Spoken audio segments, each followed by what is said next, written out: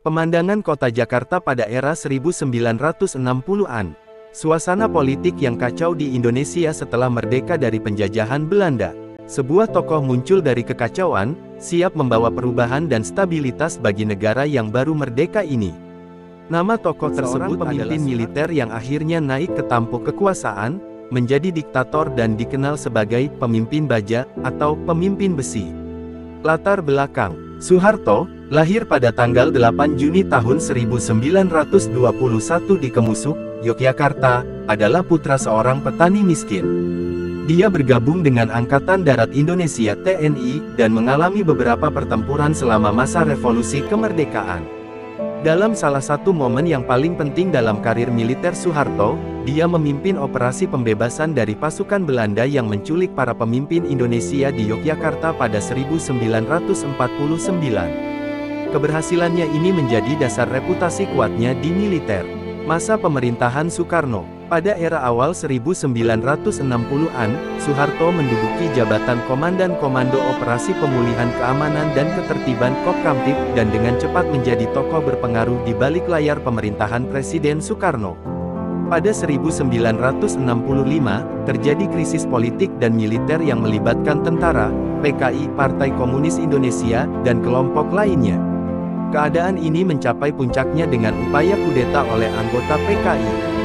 Soeharto berhasil memadamkan kudeta ini, dan kekuatan PKI pun dihancurkan dalam apa yang kemudian dikenal sebagai G30 SPKI. Naik ke kekuasaan. Setelah kejadian tersebut, Soeharto mengambil langkah tegas untuk mengamankan kekuasaan di tangan militer. Pada Maret tahun 1967, dia mendapat mandat dari Presiden Soekarno untuk membubarkan PKI dan membersihkan unsur-unsur komunis dari pemerintahan dan masyarakat. Selang beberapa waktu, Soeharto dengan diplomatis menyingkirkan Soekarno dari kekuasaan dengan tuduhan ketidakmampuan mengatasi krisis ekonomi yang melanda Indonesia. Masa pemerintahan Soeharto. Soeharto resmi menjadi presiden kedua Indonesia pada tahun 1968. Dalam 32 tahun kekuasaannya, dia berhasil mengamankan stabilitas politik, ekonomi, dan keamanan, terutama dengan jalur otoriter yang kuat. Pemerintahannya dicirikan oleh program pembangunan ekonomi yang agresif dan pengendalian ketat atas oposisi politik. Kritik dan kontroversi. Meskipun mencapai pencapaian ekonomi yang signifikan selama pemerintahannya, Soeharto juga dikritik karena pelanggaran hak asasi manusia dan korupsi yang merajalela di kalangan elit politik dan militer.